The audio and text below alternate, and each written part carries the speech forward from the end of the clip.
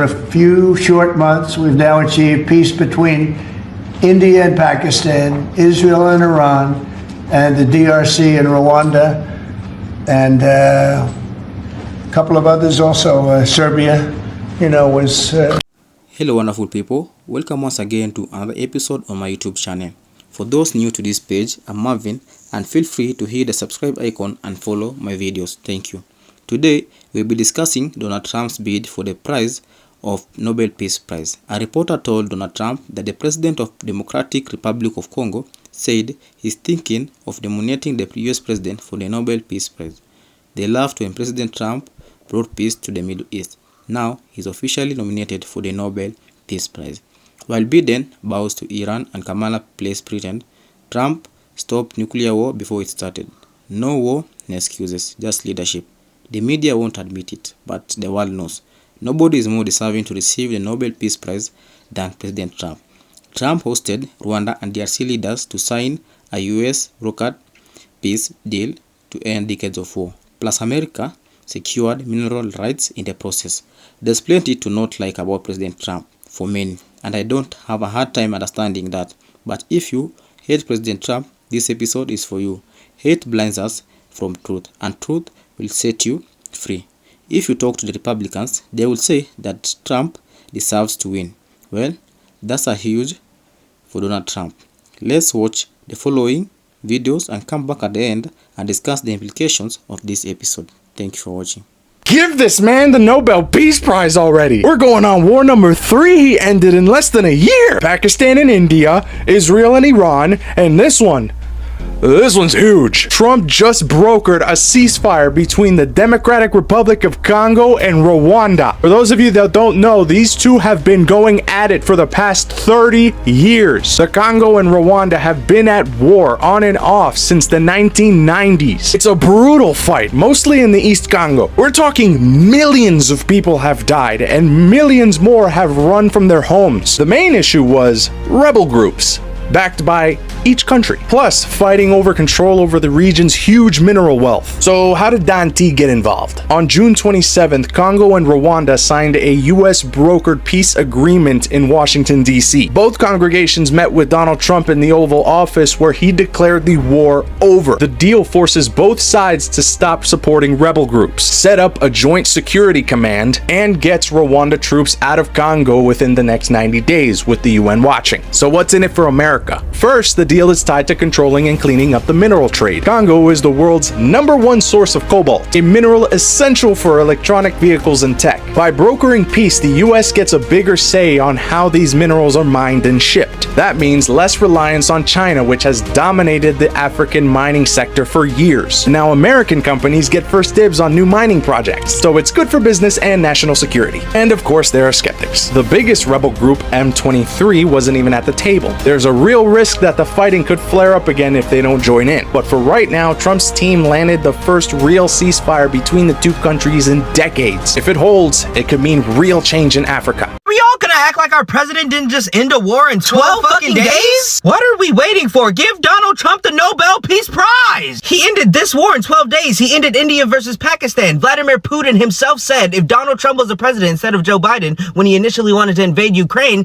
the outcome would have been different. What, Putin's just lying about his own actions? CNN and other fake news media outlets are trying to push a narrative that America didn't fuck up Iran's nuclear facilities, but that's just the case. Multiple Iranian foreign ministers confirmed that Donald Trump's claims are true. We blew those facilities the fuck up! Everyone around the world is glazing Donald Trump right now, and the glaze is appropriate! They have billboards of Donald Trump in other countries. He's not even the president over there! Same time, yo stupid ass in Wisconsin mad as fuck at your president, huh? Keep it up, Donald Trump, and congratulations on your success as Commander-in-Chief, cause we needed one. Chief of Sleep Joe Biden could absolutely never. Ow, America!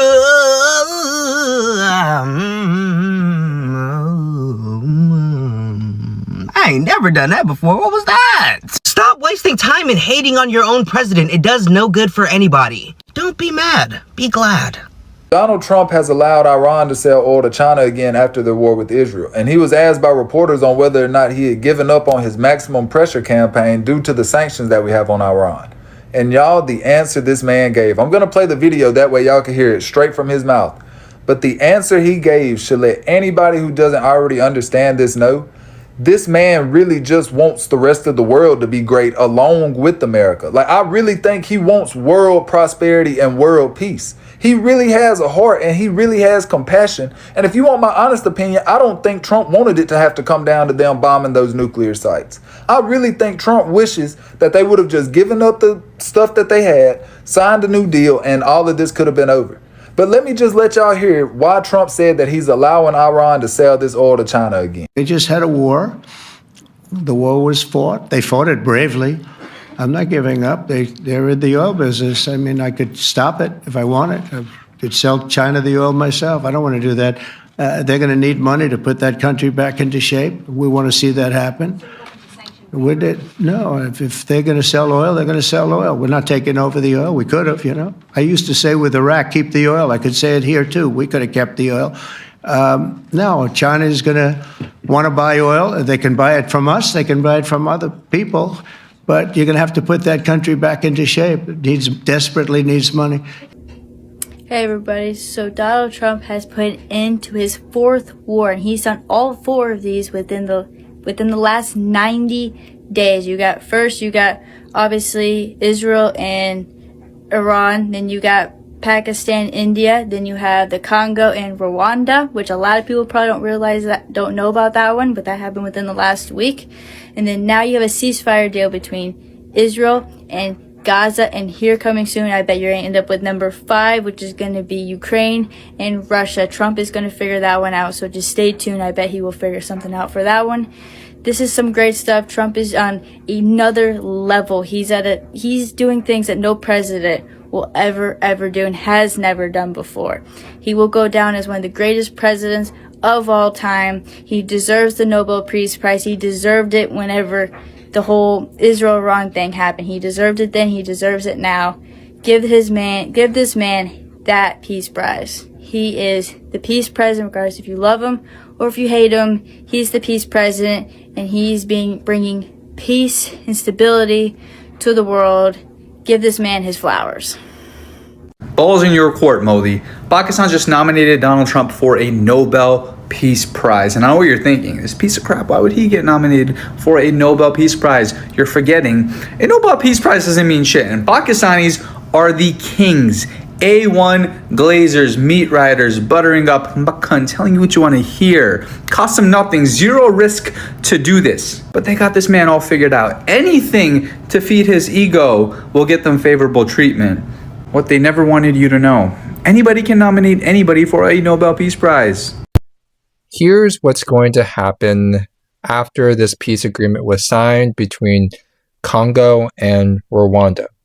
What type of narrative that will come out of this is that he cares about Congolese people and the atrocities that have been going on there, and that he wants peace to happen all across the world, and that he cares about the Black and brown community, whether if it's here in the United States or in other parts of the world.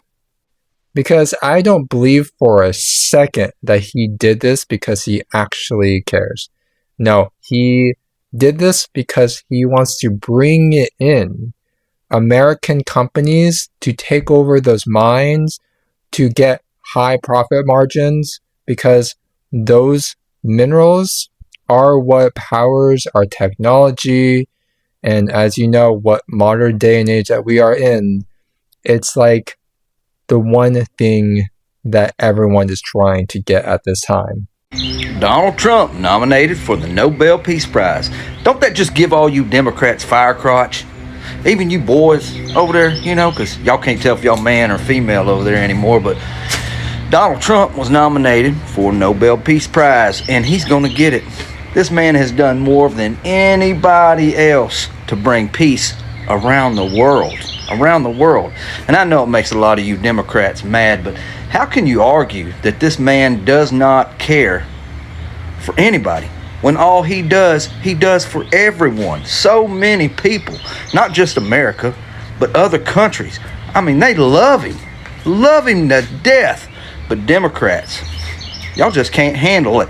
This man is so good to us and to this country that he's nominated for the Nobel Peace Prize. And y'all are so full of hate for him all the damn time, you don't realize or see the good that actually comes from what this man does. And he's doing it for you too. Even though you hate him, Democrats, he's doing it for you too. Nobel Peace Prize. Trump is the man. In 1 week, Trump was nominated not once, but twice for a Nobel Peace Prize. And by yesterday, exactly 1 week later, they were proposing a third one. On Friday of last week, Pakistan decided to nominate Trump for his role in solving the Pakistan-India situation, even though the left said that that didn't happen. The next morning when Trump was asked, he said, doesn't matter, they won't give those to me. They won't give me a Nobel Peace Prize because they only give it to liberals. That same night, Operation Midnight Hammer happened, where he set back Iran's nuclear possibilities several years, if not indefinitely, according to the experts. By Monday morning, despite what everyone thought him starting a war, he had brokered a ceasefire deal, bringing on the second nomination. And after 30 years of fighting between the Congo and Rwanda, Trump did the unthinkable when he got them to sign a peace deal yesterday to put a stop to it all, after several attempts of people attempting to do so. And during the Biden administration, that fighting went to a next level going into the beginning of this year. And the reporter said she contacted Biden. Do you think he answered? Sit down with President Felix Tshisekedi for an interview because I want to understand his mind, what he's thinking, his feeling about everything that your administration is doing. And he told me firsthand that for many years, many American presidents overlooked this conflict. They didn't do nothing. Even myself, I covered President Biden's administration. I pressed many times about this conflict. People are dying in Congo. This country has so much potential, but they need help because this war is destroying the country. Right. They never gave me any answer. The Biden admin couldn't be bothered, but they did put some sanctions, them and the EU, on Rwanda. And despite the fact that there were peace talks being brokered by Angola and ceasefires that were proposed and then broken, the Rwanda military joined M23, who they had been assumed to long time be funding, and took much territory of the Congo, as well as unaliving many of their troops in January and February. At that point, Angola backed out, Qatar stepped in, but wasn't able to do so alone, and they called on the United States to help out, and that's when Rubio, along with Trump, stepped in to broker the deal. Promises of lifting sanctions and opening up their businesses to the West in return with a mineral deal for the United States. The Trump administration was able to broker this deal, and yesterday, both ministers of the Rwanda and Congo signed the deal. And with the 90-day withdrawal, if everything goes through, the president of the Congo is ready to nominate Trump for a peace deal. That would make it number 3 in a week.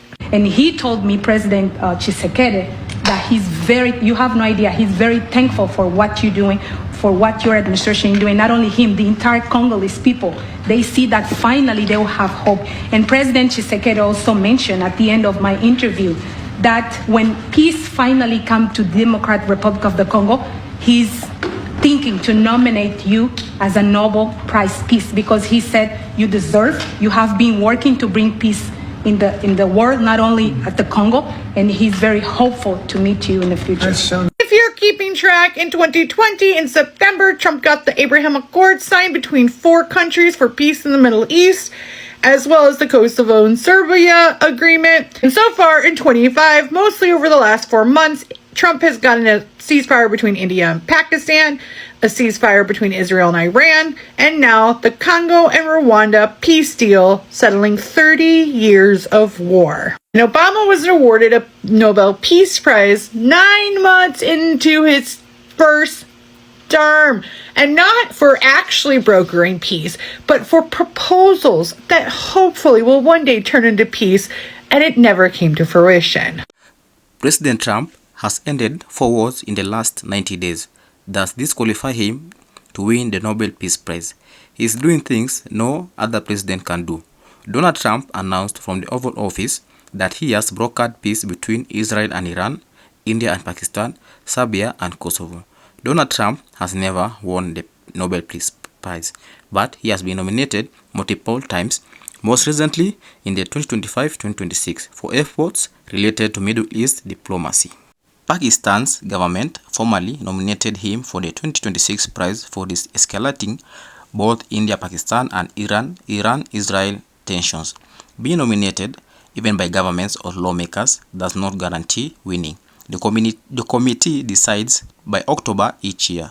With the recent criticism Trump is facing in the US, do you think Trump is going to win the 2025-2026 Nobel Peace Prize? If yes, kindly share your comments and thoughts in the comment section below and let's engage. Remember, don't forget to like, subscribe and share. Thank you for watching. Bye.